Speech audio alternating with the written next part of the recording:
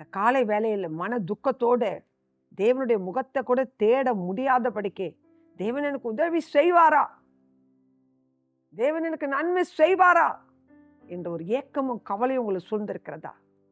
உங்க பாவத்தின் நிமித்தமாக அவரை தேடாதபடி ஓட்டிக்கொண்டு போய் எல்லாவற்றையும் இழந்த நிலையில வேதனையோடு இருக்கீங்கள, இன்னைக்கு உங்களுக்கு தேவனுடைய வார்த்தை என்ன தெரியுமா? எரேமியா 15வது அதிகாரம் 19வது வசனத்தை நான் வாசிக்கிறேன். இதன் நிமித்தம் நீ திரும்பினால் நான் உன்னை திரும்ப சீர்படுத்துவேன், என் முகத்துக்கு முன்பாக நிலைத்தும் இருப்பாய். ஹல்லேலூயா.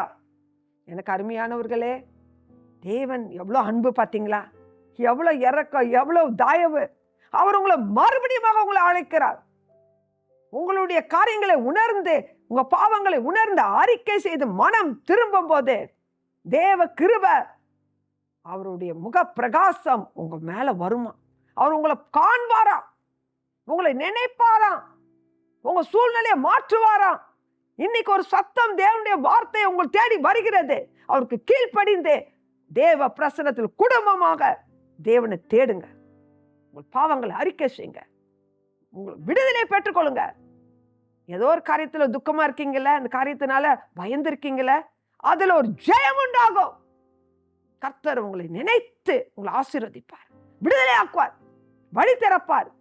அவரை நினைத்து கொள்ளுங்க, உங்க பாவங்களை அறிக்கை செய்யுங்க. இந்த காலை வேளையில் கர்த்தர் உங்களை ஆசீர்வதித்து விடுதலை ஆக்குவாராங்க. இயேசுவின் நாமத்தில் ஜெயம் பெறுங்க.